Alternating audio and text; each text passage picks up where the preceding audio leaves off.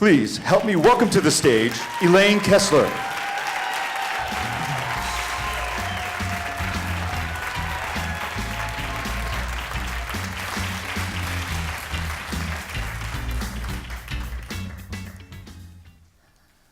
I'm a photographer, and recently I photographed a wedding. The wedding was on a Saturday. The bride died on Monday. The bride knew she was dying, and she wanted to be married. Her boyfriend knew she was dying, and he wanted to marry her. The hospital pulled it all together to grant a dying woman's last wish. The hospital was a yes to creating a first-class event in just 3 days. The boyfriend was a yes to creating a miraculous experience that would last a mere 48 hours. The bride was a yes until her final breath. Because they were a yes where most people would be a no, an experience of miraculous wonder and love was created for the couple and for those of us witnessing their commitment. A wedding in a hospital is extraordinary because it's unconventional by today's standards. People might be inclined to look the other way or resist the reality of life ending. This couple was a yes to love, no matter how short-lived it would be. This is so unlike how most people are. You can tell because, judging by the covers of the books in the self-help section at the bookstore, people love the idea of saying no in an effort to reclaim their time, their identities, their comfort levels, and what they think is their purpose. I argue that our knee-jerk reaction looks like no most of the time and diminishes our capacity to truly live. Now, I haven't always been a yes to what's possible. I wrestled and resisted most of what came my way for many years. The defining moment I knew being a yes to life was at age 28.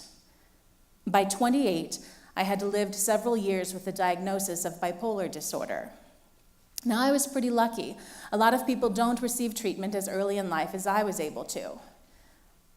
While the symptoms began to manifest in my early teens, it wasn't until my early 20s that I received a formal diagnosis.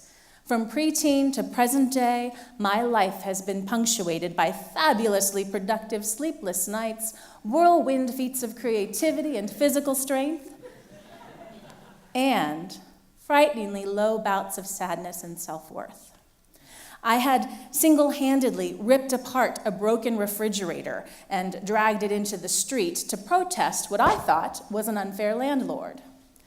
I had, in the course of one night, while my partner slept, painted every room in our home, not in one, not in two, but in a kaleidoscope of colors, depicting mountains, flowering vines, and lovely geometric patterns. I had also spent weeks in bed, unable to leave my bedroom, barely even able to lift my head. My partner was advised to remove all potentially harmful items from the house. I was under 24-hour supervision until the mood lifted, as it generally does, unless you succumb to it, like 25% of the people with bipolar disorder do. 25% of the people with bipolar disorder take their own lives. I was poised to be one of those statistics. I had faced wanting to die at least 3 times in my life before age 28. So why do I share all of this with you? Well, despite the popularity of breeding, I was a no up to then to having children. I had my reasons. There were far too many on the planet. If I wanted one, I could borrow one. And besides all that, my genetic makeup wasn't exactly ideal. In addition to bipolar, there was depression, schizophrenia, and who knows what other awesome genetic mysteries we had in our DNA. I was a no to making more people who would inevitably suffer. Now, my grandmother insisted that I would have children, and I insisted that I shouldn't. My grandmother was a Buddhist fortune teller from a rural village in northeast Thailand. She counseled thousands of people. She People came from far and near to hear her advice, and she was widely revered as someone with a special capacity to see what was possible in the future. She inspired me to consider what messages, what lessons the universe might be sending. I was sure that this was one area, that is, me having children, that we forever would be at odds on. I was wrong. In 2004, a natural disaster claimed the lives of approximately 280,000 people. Dubbed the Christmas tsunami and generating $14 billion in humanitarian aid, the third largest recorded earthquake destroyed entire family lines, hard hitting my family's beloved Thailand. It was then when something changed.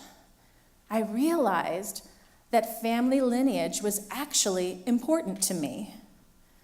It was then that I chose, against all odds, what was possible. I chose difficult and high-risk pregnancy.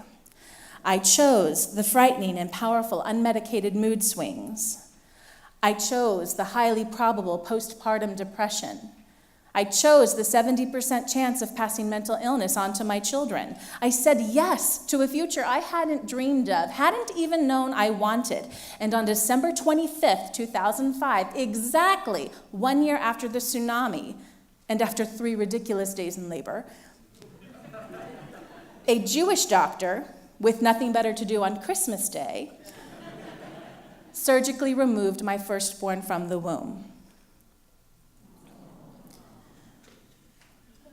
I created a life that hadn't been possible in the world.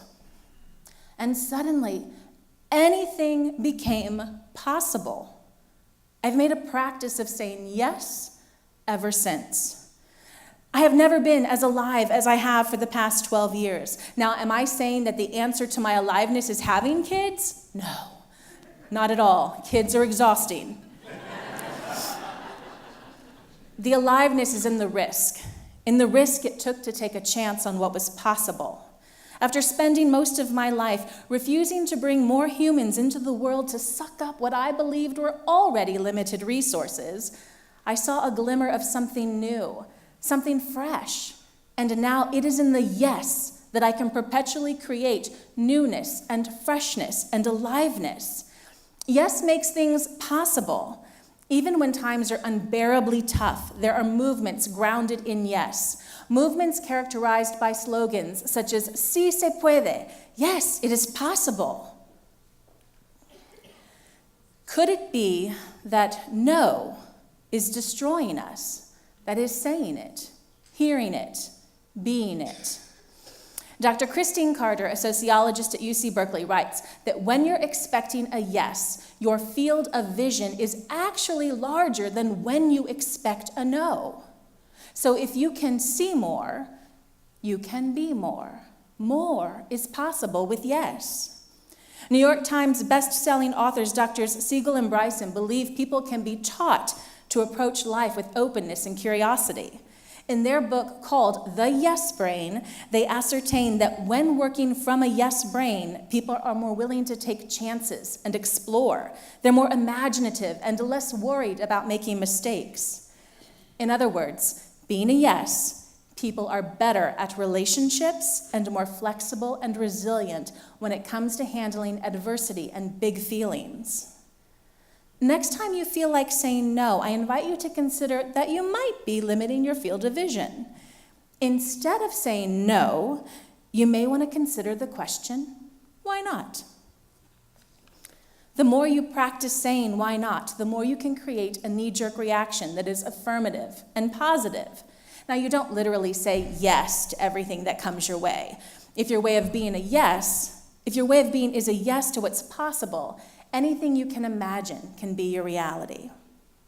When I thought of having children, I never thought to ask, why not me? I didn't realize that who better to parent a child experiencing tough feelings than me, someone who's surviving it. Being a yes saved my life. Operating from yes, I get to create realities that were unfathomable. I live and breathe to create. I am now responsible for the care and existence of 2 bright, engaged, and energetic humans, which wasn't going to be possible. I now also have 2 arts-based enterprises that contribute perspective, possibility, and creativity to the world. Relationships are amazing and rich, vibrant, diverse, and fulfilling. Everyone is my teacher because I'm a yes to that. Whether it's being a yes to a 2-day marriage, one's mental health, or making babies, yes will transform your life and the lives of those around you. Be a yes.